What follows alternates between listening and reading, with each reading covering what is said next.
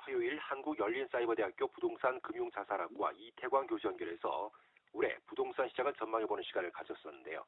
궁금한 건 많은데 시간 관계상 미처 여쭤보지 못한 질문이 많아서 오늘 이어서 얘기를 나눠보려고 합니다. 전화 연결되어 있습니다. 이 교수님 안녕하십니까? 예, 안녕하세요. 네. 예, 자, 지난 방송 마지막 질문이 2022년 주택시장 전망이 어떤가 하는 거였습니다. 예, 그런데 시간이 다 돼서 얘기를 제대로 듣지 못했거든요. 예, 하다 말았죠, 뭐. 예, 그래서 다시 한번 여쭤보겠습니다. 예, 올해 주택시장 어떤 예측들이 나오고 있고 교수님은 어떻게 내다보고 계십니까? 네, 뭐, 우선 간단히 말씀드리면, 부동산 시장에 대해서 전망한 것은 진짜 어렵다고 저번에도 말씀드렸잖아요. 근데, 네, 그래도 이제 굳이 예측해 본다면, 그 무엇보다 이번 대통령 선거의 결과, 그리고 이제 6월에 지방선거 결과, 그 네, 다음에 또 무엇보다 7월 달에 이제 첫 2년차가 끝나는 임대차 3법 계약 갱신 청구권이 있습니다.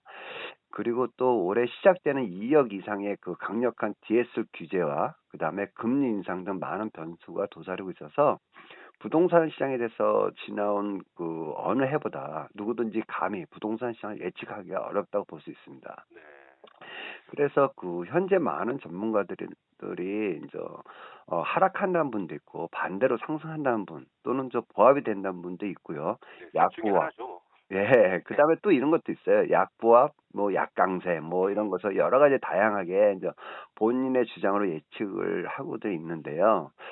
뭐 그런데도 이제 불구하고 이제 전국과 강원도 전체 부동산 가격에 대해서 하락과 상승에 대해서 이야기를 이제 해본다면, 제 입장에서도 이제 보면 저 지역적이고 국지적 현상이 더 중요하다고 생각합니다. 예, 상승과 하락보다는 지역적이고 국제적인 게 아, 국지적인 게 더 중요하다. 그렇군요. 예, 왜냐하면 우리 강원도 같은 경우는 저 원주나 강릉이나 속초나 이게 다양하거든요. 그게 비슷할 수가 없기 때문에 그래서 그래도 이제 그동안 그 수도권과 광역시가 몇 년 동안 상승했기 때문에 네, 광역시조차 우리 강원도는 없지 않습니까? 그러다 보니까 강원도는 이제 문재인 정부 출범 후에 이제 지속적인 가격이 있으면서 우리는 이제 보합이었습니다. 근데 네, 반면에 그 신규 아파트 분양률이 굉장히 높았습니다. 그래서 그렇습니다.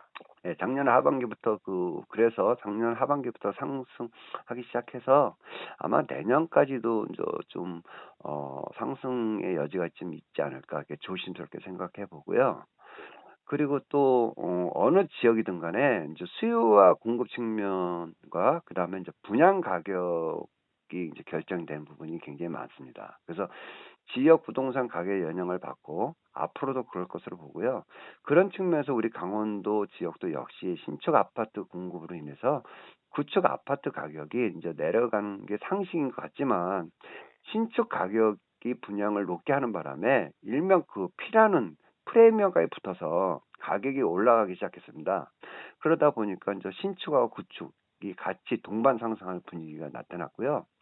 네, 한마디로 신축이 앞에서 가격을 끌어올리니까 구축까지 따라 올라가는 그런 그렇죠. 분위기가 생긴 것 같습니다. 그 뭐 이런 가운데서 그 예전에는 전원주택 그다음에 신축들이 가격이 높이 올라가는 바람에 지금 상대적으로 가격이 낮아져 있는 그 단독주택 또는 저 상가주택, 아파트, 저평가된 아파트 이런 것들이 이제 올라갈 것으로 예상이 되고요. 특히 또 우리가 또 생각해야 될 게 뭐냐면 DSR 대출 규제로 인해서 저가 아파트, 저가 주택의 가격이 좀 상승하지 않을까 이렇게 아, 조심스럽게 생각해 봅니다. 예, 예, 예, 전반적인 상승이라고 말씀을 드려도 될 것 같군요. 네, 일단은 예상은. 네, 네, 자, 그렇습니다. 부동산을 크게 나누면 주택과 토지일 텐데 말이죠. 네, 뭐 주택이나 아파트 값이 오르는 것도 사실은 그 안에 땅값이 오르는 거잖아요. 그래서 그렇죠, 건물이야 뭐 예, 시간이 갈수록 건물은 낡아지는 거니까. 그렇죠, 예. 그렇다면 토지거래 시장은 올해 어떨 것으로 보십니까? 네, 뭐 간단히 말씀드리면 우선 그 토지 역시 조심스럽게 상승한다고 봅니다. 그 음, 왜 그런가 하면 아까도 말씀드렸던 국지적, 입지적, 개발 호재, 그다음에 우리 지역엔 특히 이제 바닷가 토지 등이 있지 네, 않습니까? 맞습니다. 그래서 그 다양한 토지 형태로 가격 편차가 있기는 하지만 그래도 이제 그레이트하거나 그다음에 트레거 현상으로 볼 때 부동산에서 그 토지, 주택, 상가 등 여러 가지 종류 등이 이제 통상 주택에서 우선 아파트 가격이 오르면요. 그 다음에 이제 빌라나 개인 주택이 상승하는 현상이 나타나고 있습니다. 네, 그리고 아파트 주변에 이제 구치 아파트들이 오른 현상이 있기 때문에 일종의 이제 풍선 효과 또는 이제 나비 효과 이런 것들이라고 볼 수 있겠죠. 그래서 상가 등 건축물이 오르면서 토지 역시도 이제 상승할 것이라고 보고 있고요. 뭐 그래서 토지 역시 상승하지 않을까 생각합니다. 그래서 무엇보다 다시 말씀드리면 부동산의 전망에서 단기와 중기 그리고 이제 장기로 봐야 하거든요. 예. 근데 전국이 상승하는 가운데서 강원도는 몇 년 동안 약간 그 다른 지역보다는 저평가됐다는 평가들이 굉장히 많아요. 그러다 보니까 작년보다는 좀 상승하지 않을까. 그래서 단기와 중기 면에서도 상승의 여지가 있을 것으로 보이고요. 그래도 이제 우리가 조심해야 할 것들이 있지 않겠습니까? 그래서 토지는 우리가 공법이라든지 공시법 등 여러 가지, 그다음에 이제 주택이나 상업시설 같은 것들이 이제 복잡하게 엉켜 있기 때문에 네. 선택에 있어서 좀 더 신중해야 될 것이 토지라고 생각합니다. 네. 알겠습니다. 네. 변수는 금리 같아요, 올해. 그 0.5%였던 기준금리가 예. 0.25, 0.25씩 두 번 인상이 돼서 지금은 예. 1% 기준금리가 형성이 돼 있습니다. 예. 전문가분들 이렇게 쭉 들어보면 앞으로 또 오를 거다 이렇게 예측을 하시던데 예. 금리 맞습니다. 인상이 부동산 시장에는 어떤 영향을 미치겠습니까? 네, 뭐 금리 인상과 코로나로 인해서 부동산의 직접적인 영향보다는요. 네, 우리나라의 경우에는 이제 정부의 부동산 규제 정책에서 직접적인 영향이 더 크게 나타나지 않나라고 보고 있습니다. 뭐 예를 들어 보면 임대차 3법 중 하나인 2+2 계약갱신 청구권으로서 전세가 실종이 되었었고요. 예, 실종이 되면서 전세 가격이 폭등하고 전세 가격이 폭등하다 보니까 매매 가격이 역시 이제 상승시킨 원인으로 좀 나타나고 있어서 많은 전문가들이 이제 그렇게 진단을 하고 있고 저 역시도 그렇게 진단하지만 이제 코로나로 인해서 한국뿐만 아니라 전 세계 각국이 재정 정책, 양적 정책 등으로 신중히 자금을 공급하였기 때문에 이런 풍부한 유동성의 확장으로 인해서 예, 돈의 가치가 하락하면서 자산 시장의 가격이 폭등해서 그 금리보다는 우리 유동 자금이 좀 더 많은 큰 영향을 주고 있지 않았나 생각하고요. 네, 그다음에 이제 금리 인상하고 대출 규제, 그다음에 또 우리가 그 저번 시간에도 말씀드렸던 세제의 강화 이런 것들이 이제 정부 정책에서 부동산 가격 변동의 원인이기도 하지만 네, 우선 금리 인상과 강력한 대출 규제가 영향이 받았다고 볼 수 있어서 네, 지난 9월부터 수도권의 가격이 약보합 내지 거래 축소가 발생했습니다. 그런데 아직도 분양률이 높은 것만 보아도 매수자 우위 시장보다는 매도자 우위 시장이 있기 때문에 네.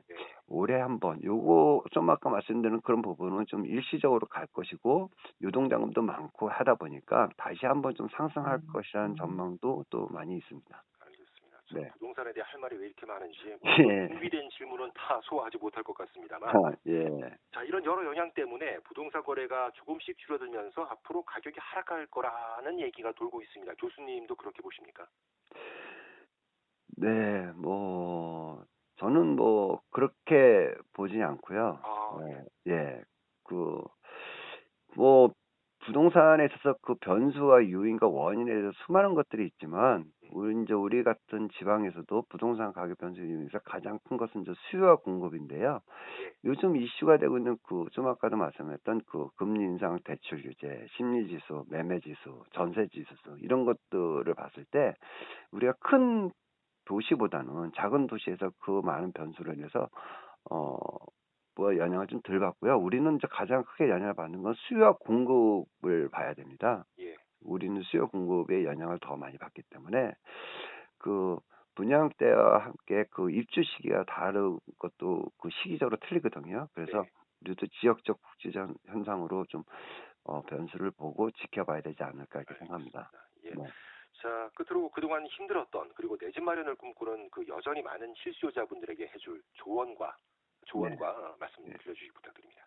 예. 여러 가지를 말씀드렸지만 네. 우리가 말씀 것처럼 조심스럽게 이제 강원도는 현재 전국 어느 때보다 매매라든지 전세 지수가 2021년도 작년에 들어서 상위권에 머무르고 있었습니다. 작년 네. 하반기에. 그래서 쉽게 2022년도에도 하락하지 않을 것을 보고 있고요.